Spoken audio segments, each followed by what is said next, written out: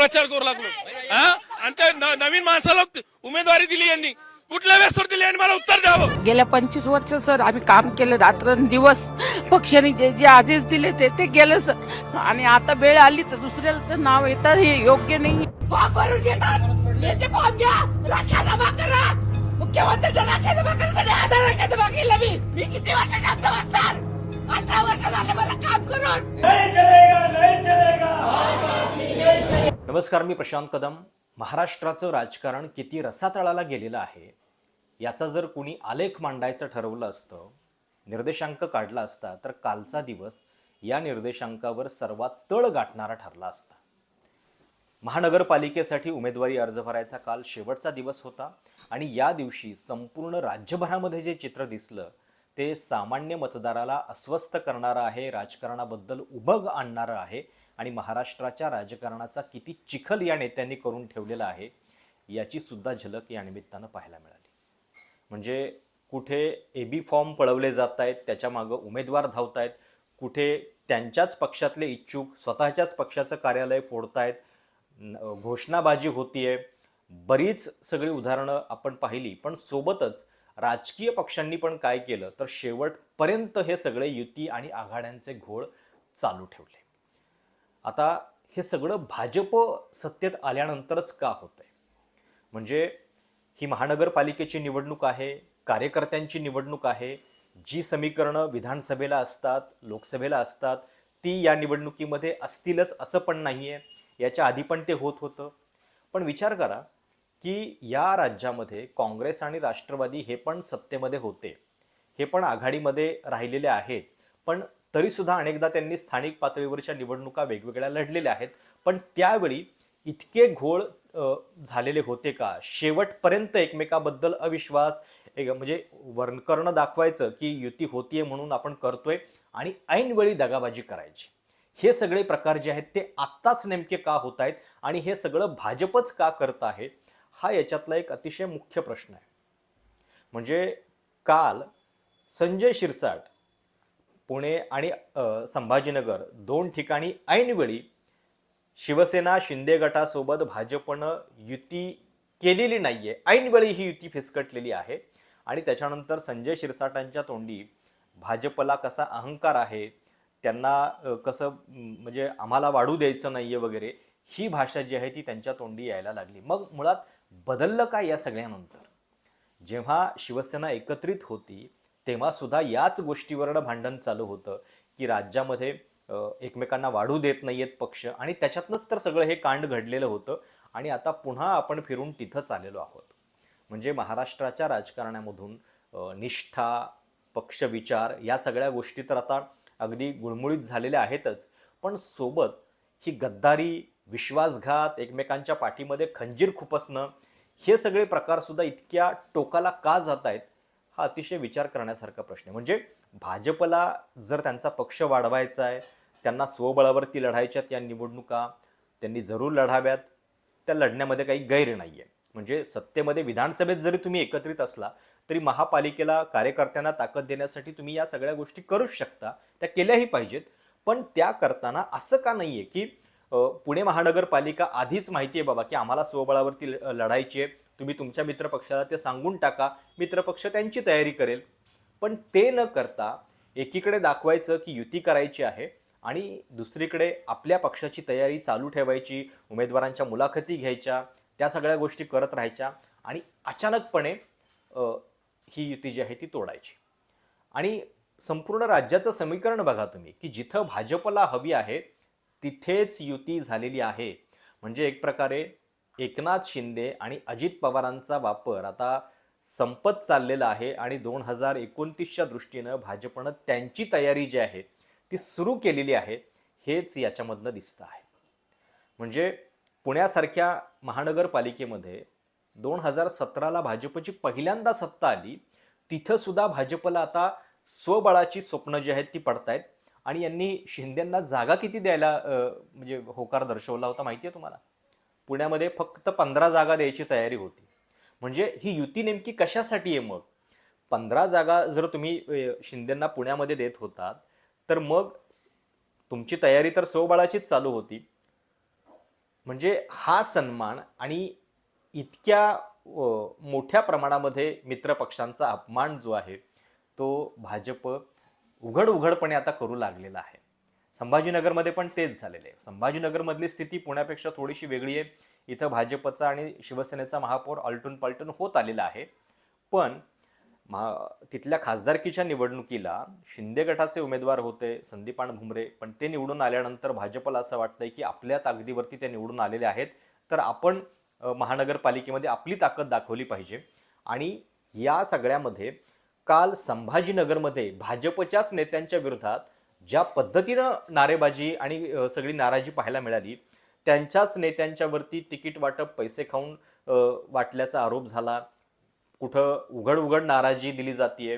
आणि या सगळ्याचा परिणाम नेमका काय होतोय, तर महाराष्ट्राच्या राजकारणामध्ये पक्षनिष्ठा वगैरे जे शब्द आहेत किंवा एक कार्यकर्त्याला न्याय सन्मान देणं हे आता उरलेलंच नाहीये. आणि भाजपची गंमत बघा की एकीकडे हा पक्ष घराणेशाहीच्या विरोधात आहे असं सांगतो, पण पुन्हा याच पक्षानं अनेक ठिकाणी त्यांच्याच नेत्यांच्या मुलांना तिकीटं जी आहेत ती दिलेली आहेत. सगळ्यात मोठं उदाहरण जे आहे ते मुंबईतलं आहे. विधानसभेचे अध्यक्ष मिलिंद नार्वेकर यांच्या घरामध्ये किती तिकीटं असावीत? 3 तिकीटं त्यांनी दिलेली आहेत. मकरंद नार्वेकर जे मिलिंद नार्वेकरांचे भाऊ आहेत, वॉर्ड क्रमांक 226 मधून. हर्षिता त्यांची सिस्टर इन लॉ आहे, वॉर्ड क्रमांक 225 मधून. आणि अजून एक कझिन आहेत डॉक्टर गौरवी शिवलकर, त्यांना पण तिकीट देण्यात आलेलं आहे. म्हणजे जो पक्ष एरवी आपण घराणेशाहीच्या विरोधात आहे असं सांगतो, तो पक्ष अशा पद्धतीने तिकीट वाटप करताना आपल्याला दिसतोय. आणि काल म्हणजे संपूर्ण राज्यभरामध्ये जर तुम्ही नजर टाकली तर बघा काय चाललं होतं. कुठे त्याच पक्षाचे निष्ठावंत सांगतायत की एरवी कार्यकर्त्यांना तुम्हाला जेव्हा गरज असते तेव्हा आम्हाला फोन करून सांगता आणि तिकीट वाटपाची वेळ आल्यानंतर मात्र आमचा मान जो आहे तो राखला जात नाही. संपूर्ण राज्यभरामध्येच काल काय चित्र होतं ना, हे तुम्हाला या 2-3 व्हिडिओमधनं कळेल की कशा पद्धतीनं हा सगळा गोंधळ आणि सगळा चिखल जो आहे तो काल दिवसभरामध्ये चालू होता.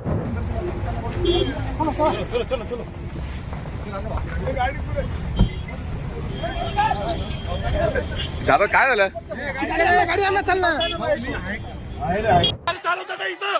पक्ष म्हणून तुम्ही काय योगदान दिलं आम्हाला? आम्ही काय केलंय?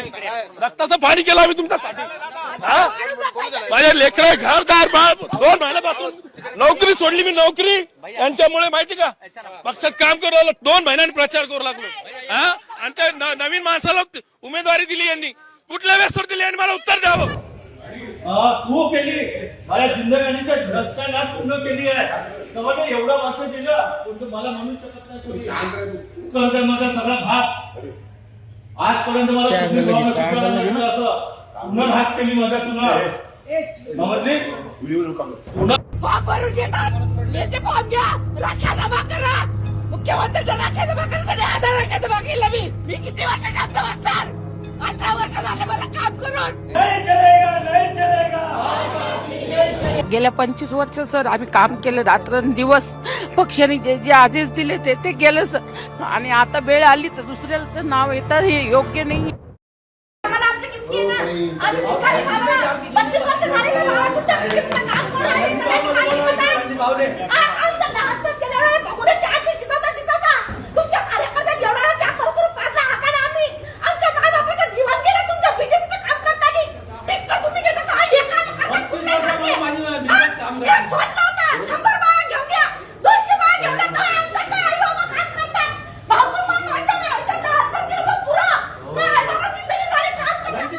म्हणजे भाजप हा स्वतःला जगातला सर्वात मोठा पक्ष मानतो.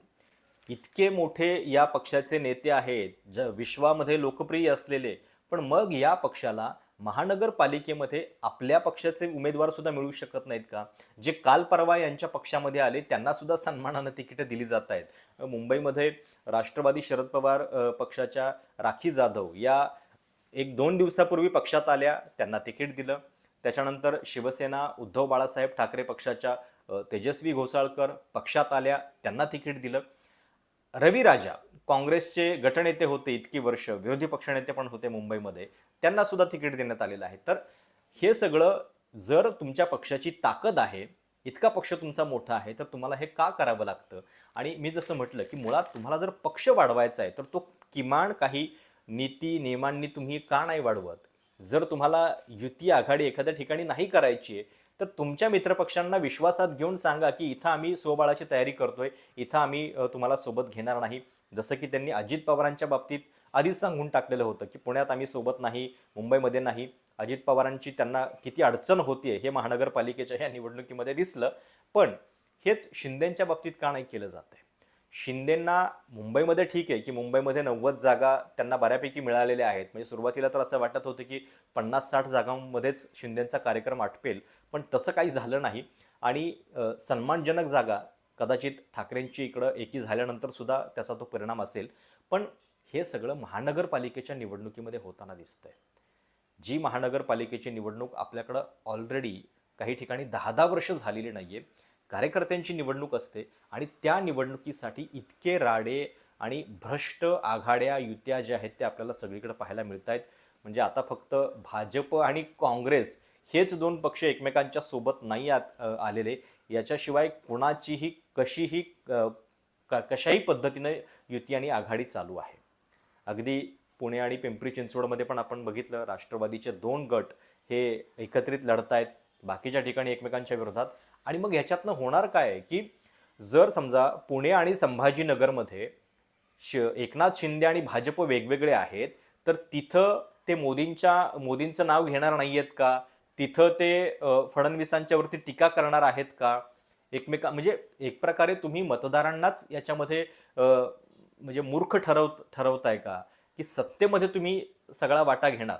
आणि मुळात त्या ठिकाणी एखादा महापौर बनल्यानंतर शेवटी निर्णय जो आहे तो राज्य सरकार घेणार आहे की ज्या राज्य सरकारवरती खरंच तुमचा वचक आहे का एक मित्रपक्ष म्हणून, की केवळ स्वतःच्या पक्षासाठी या सगळ्या गोष्टी चाललेल्या आहेत?